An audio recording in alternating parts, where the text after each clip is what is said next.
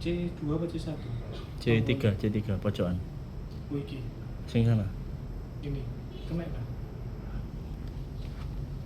Tombolnya gak bisa. Oke, Rom.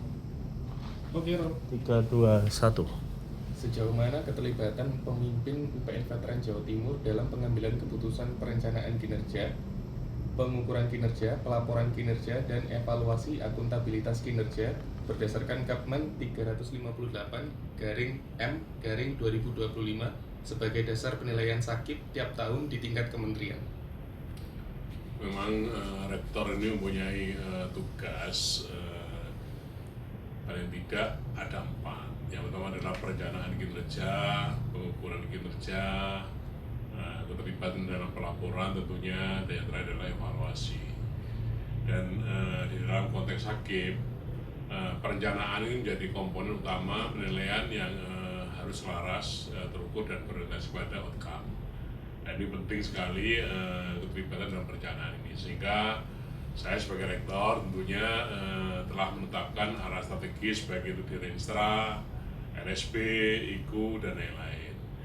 Sehingga harapannya bisa menjamin keterikatan antara visi misi yang sudah kita bangun bersama sesuai dengan indikator-indikator kinerja yang ada di unit masing-masing.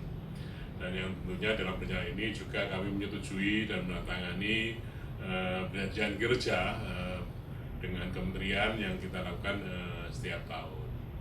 Yang kedua, tadi saya katakan adalah pengukuran kinerja, dan kami sebagai rektor juga menetapkan indikator IKU dan budget tahunan, dan mengarahkan juga penggunaan sistem pengukuran berbasis data, dan kami melaksanakan pertemuan berkala atau monitoring berkala, baik itu bulanan dalam rapat bulanan, Rapimgul, juga triwulan maupun per semester, sehingga pengukuran kinerja ini tentunya bisa kita ikuti secara berkala dan dengan baik. Kenapa demikian? Karena di dalam sakit ini kan bobot untuk pengukuran kinerja ini besar sekali. Nah, itu digunakan sebagai dasar mengambil keputusan tentunya. Nah, dengan juga pelaporan kinerja ini juga merupakan dasar perbaikan kebijakan yang diambil oleh seorang rektor.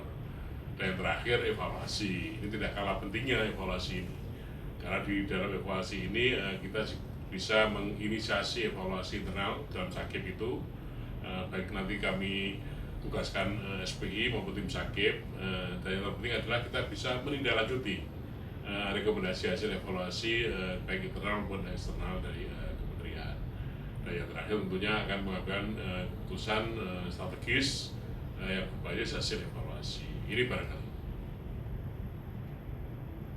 Pertanyaan kedua, perencanaan jawabannya dulu, Mas. Saya takut kalau jawaban. Cut dulu ya Pak Kit.